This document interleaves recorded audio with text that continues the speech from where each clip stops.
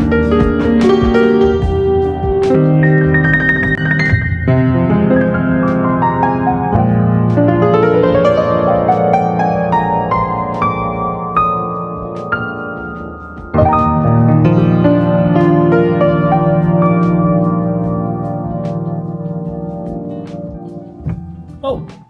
hi guys!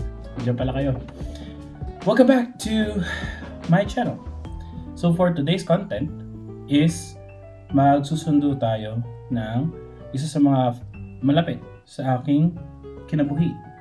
So ito yung aking tita, tito at ang mga pinsan ko na galing Perth, Australia.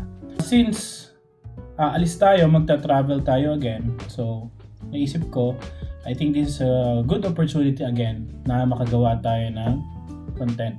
Tell you honestly, hindi tayo masyado makagala kasi medyo busy tayo dito. Ito natin guys na papunta doon would be my cousin's car.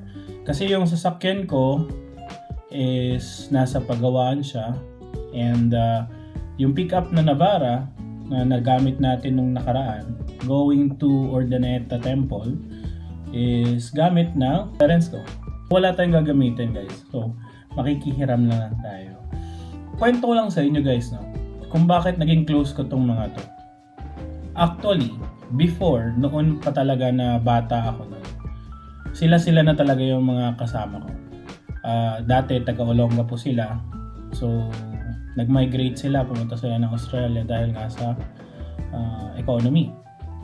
Matagal din kaming hindi nagkita dahil dun sa problema which is yung pandemic.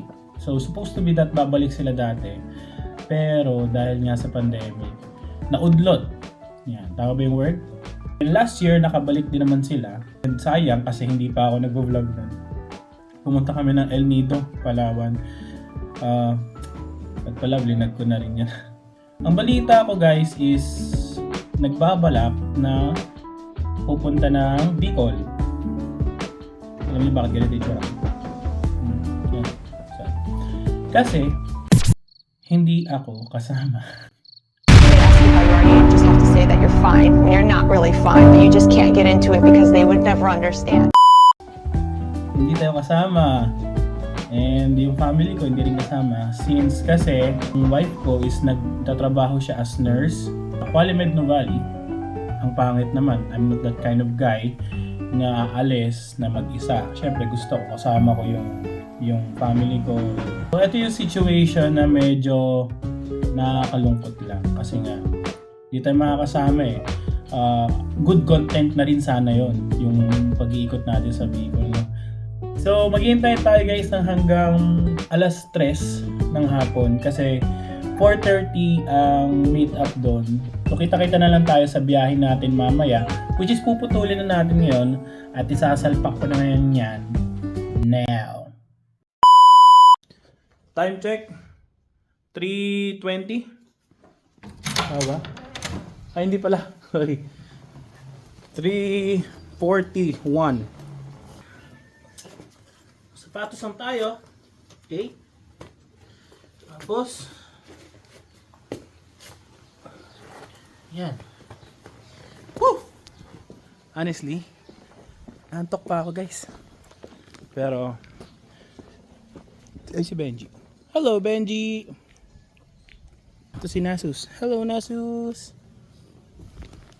So yung pangalan niya kinuha ko sa game ng League of Legends. So yan. Hiramin natin yung sasakyan na yan. Hyundai. Sa pinsan ko yan eh. Tapos ito yung mga mababait nating mga alaga dito, no? As you can see. Pukak! O, di ba? Yan. So, nandito tayo guys sa sasakyan ng pinsan ko. Tara. Actually, naantok talaga ako eh. So, dire-diretso na tayo doon. Ito ay may kalahating gas. Uy, may libreng salamin. Panis. Pahiram ako, insan.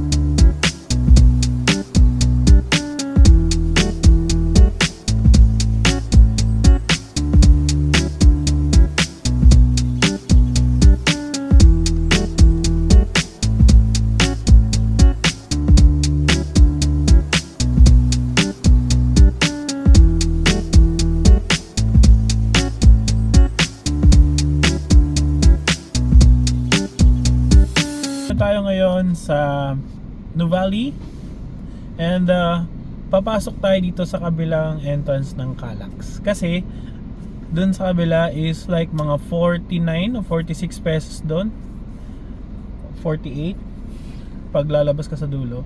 Dito mga nasa 30 plus lang. So kaya kung gusto nyo makamura, diyan kayo duman.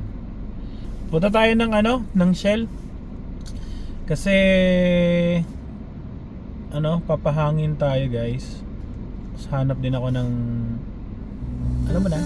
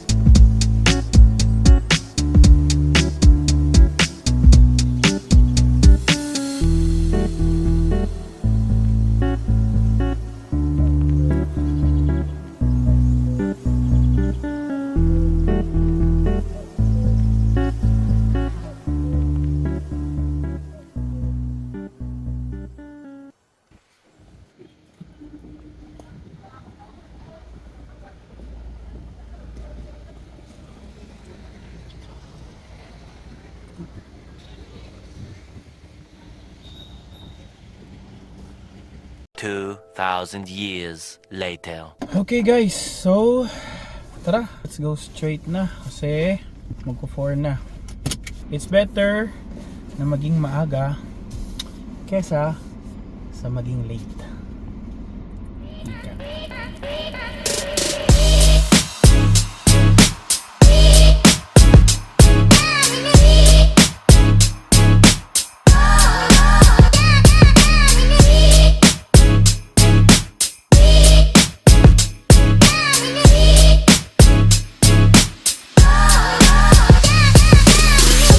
Okay guys, so we're still here in SLEX. Grabe ang haba ng traffic.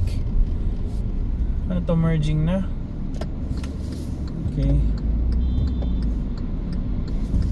So as you can see guys, sa Pilipinas walang marunong magbigay. Yan ang problema sa bansang to. Maraming Pinoy hindi marunong magbigay.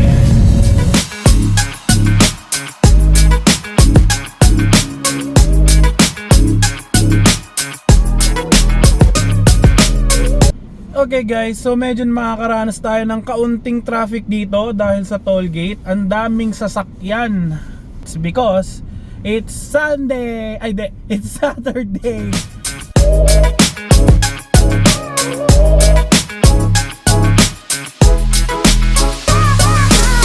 Alam nyo, nakakatawa. Galing ako sa left kasi nga hindi siya nagpo-forward.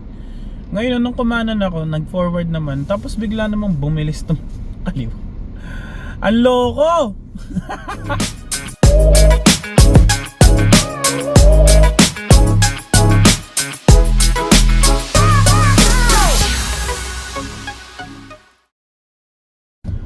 Okay guys, so we are now here at Naiyax. Medyo traffic dito guys, hindi ko alam kung bakit. Siguro dahil sa Saturday ngayon.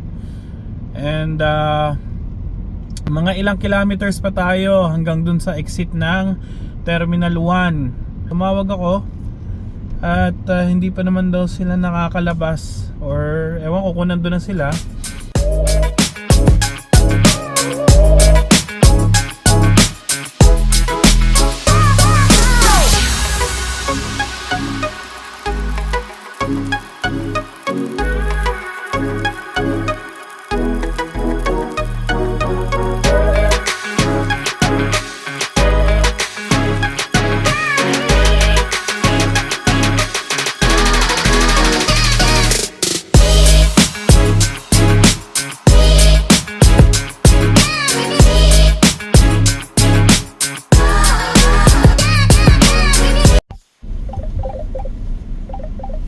Okay, nandito na tayo.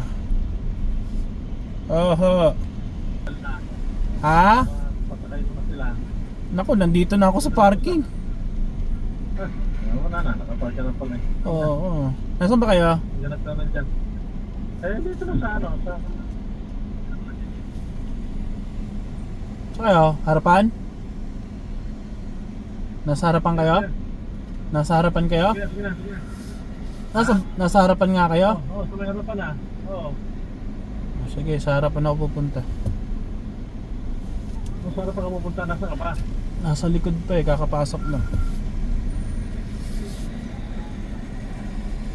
So guys, we are now here at Terminal 1. Ayun lang, pagka ganito pala talaga, pag Saturday, ang daming tao.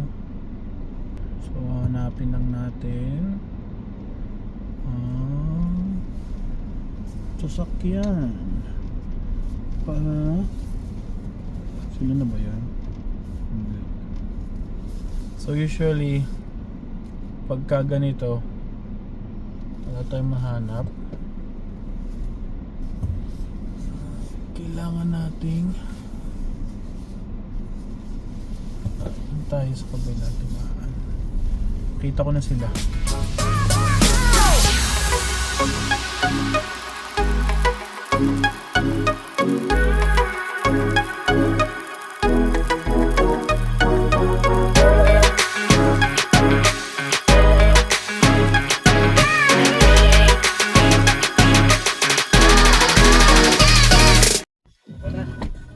Diretso ba? Sige. Wala nang... Ay! Woo! Pauna na kami ha! So guys, nakuha na natin sila. Yan, yan si Tito, si Tito Dennis. Tuloy-tuloy ng kalokohan. Ay, hindi kami makakapunta ang Bicol. Hindi kasama?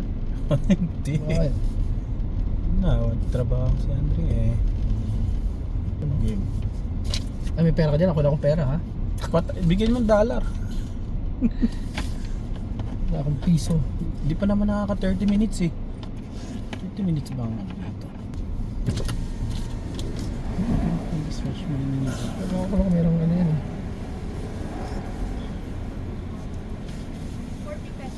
Wow, wala pang 30 yun. Parehin mo. Ito ba? 2,000 years later.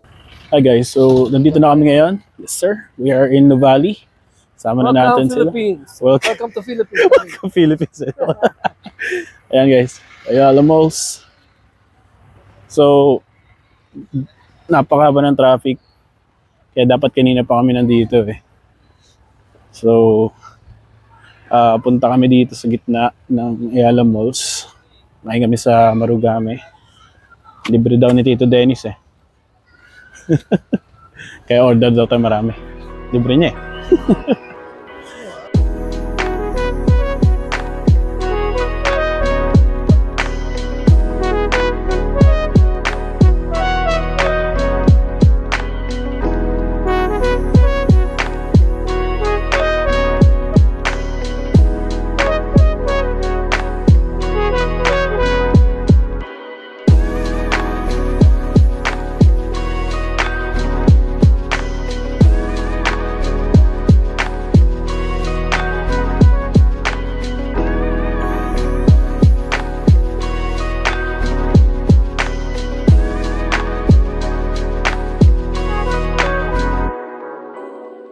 So, as you can see guys, what a very beautiful place this is. You know, lalo na pag ganito kadaming tao, feel na feel mo yung energy and yung activeness ng lugar.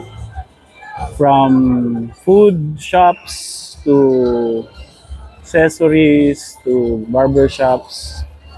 And meron pa nagta-taekwondo dito eh. Gagaling nga nila eh. So, waiting lang muna kami dito.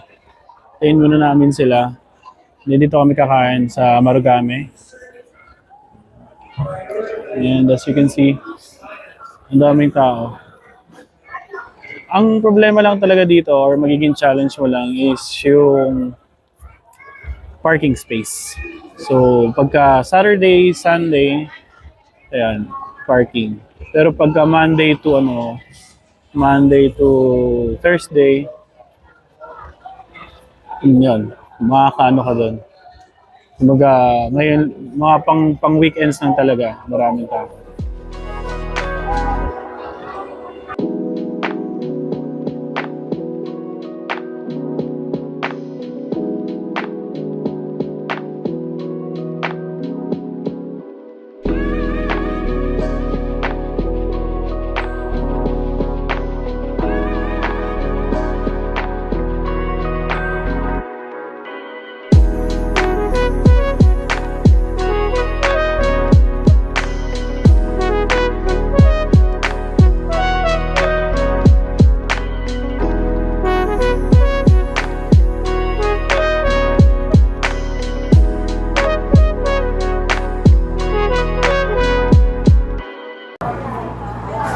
So, nandito tayo guys sa Kuya J.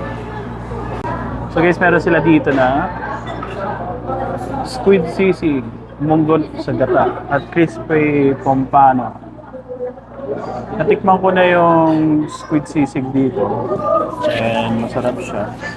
Yung specialty nila dito kay Kuya J talaga is yung crispy pata. Po? Okay. Si Tito po, kung gusto po niya ng squid sisig. Ano ba yan?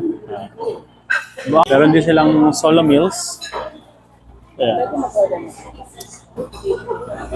Meron silang grilled pork belly na 255, lumpia prito, crispy bangus na 225 din. Chicken sisig na 245. Meron silang solo meal na upgraded. Ay, hindi. Ano pala? Meron silang crispy bagnet chips, pinakbed squid sisig, crispy pata family liquid, plain rice platter with 4 pieces leche plan and iced tea feature. Halagang 2,479. So, pang family kung ano ito. Yun. So, tayo na lang natin.